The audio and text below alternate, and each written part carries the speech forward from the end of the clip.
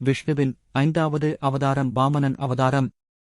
பிரகலாதனுடைய பேரனாகிய poly என்ற அசுரராஜன் இந்திரலோகத்தை அடைய வேண்டும் என்பதற்காக விக்ரஜித் என்ற ஒரு பெரிய வேள்வியை நடத்த அதில் இருந்து வந்த ரதத்தில் கணக்கற்ற வெல்லும் அம்பும் கவசமும் இருக்க அந்த ரதத்தில் ஏறி அசுரசேனைகள் புடைசூழ தேவலோகம் சென்றான்.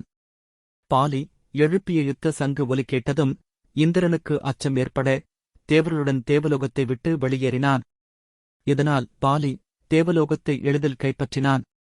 அமராவதியிலேயே தங்கி 3 உலகங்களையும் கட்டி ஆண்டான். தேவர்கள் தட்சன் மகளாகிய அதிதி என்பவளுக்கும் கச்யப் முனிவருக்கும் பிறந்தவர்கள். இதனால் தன் மக்களுக்கு ஏற்பட்ட நிலையை எண்ணி அதிதி மிகவும் வருந்தினாள். இதைக் கண்ட கச்யபர், நீ பரந்தாமனை நினைத்து விரதம் செய் என்றார். அதிதியும் அவ்வாறே செய்ய பகவான் அவளுக்கு காட்சி கொடுத்து, அதிதி தேவியே, நீ எதனால் இந்த விரதத்தை கடைபிடித்தாய் என்பதை நான் அறிவேன். அதனால் நானே உனக்குப் புத்திரனாகப் பிறந்து தேவர்களைக் காப்பாற்றுகிறேன் என்றார். அதன்படி பரந்தாமன் குழந்தையாகப் பிறக்க அதிதியும் கச்யபரும் குழந்தைக்கு வாமனன் என்று பெயரிட்டனர். பரந்தாமன் நாடகத்தில் ஏற்படும் காட்சி மாற்றம் போல தன் உருவத்தைக் குட்டையான ஓர் அந்தணச் சிறுவனாக மாற்றிக்கொண்டார். ஒரு பெரிய யாகசாலை அமைத்து அந்த வேள்விக்கு மகரிஷிகளை எல்லாம் வரவழைத்திருந்தான் பாலி.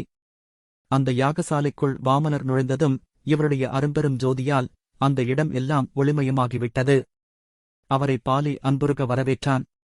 சுவாமி, தங்களுக்கு ஏதாவது தேவை என்றால் அதை அடியேன் தரசித்தமாக இருக்கிறேன் என்று கூற, பாலியின் வார்த்தையைக் கேட்ட பகவான், அசுரேந்திரா, நான் உன்னிடம் விரும்புவது எல்லாம் எனது கால் அடியினால் 3 அடி நிலமே. அதற்கு மேலே எனக்கு எதுவும் தேவையில்லை என்றார். அந்தண குலத்திலகமே, காலடி அளவில் 3 அடிநிலங்களை உமக்குத் தானம் செய்கிறேன் என்று பாலி கூற, வாமன மூர்த்தியாகிய பகவான் முகம் மலர்ந்தபடி தன் இருக்கையிலிருந்து எழுந்தார். அப்போது அவருடைய உருவம் வானளாவி நின்றது. அவருடைய உருவம் விண்ணும் மண்ணும் திசைகளும் மற்ற உலகங்களும் 7 கடலும் அத்தனையும் அவரிடம் அடங்கியிருந்தன. இதைக் கண்ட அசுரேந்திரன் பிரமித்து நின்றான். வானளாவ நின்ற வாமனர் ஒரு காலால் பூமியை அளந்தார், மற்றொரு காலால் வானத்தை அளந்தார். ஆயினும் 2வது அடிக்கு ஆகாயம் போதவில்லை.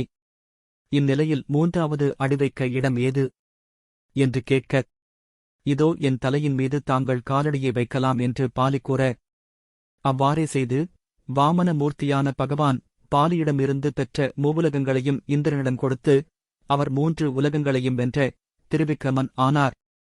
விஷ்ணுவின் 5வது அவதாரம் வாமனன் அவதாரம். அடுத்த அவதாரத்தைக் காண இந்த வீடியோவை லைக் செய்யவும்.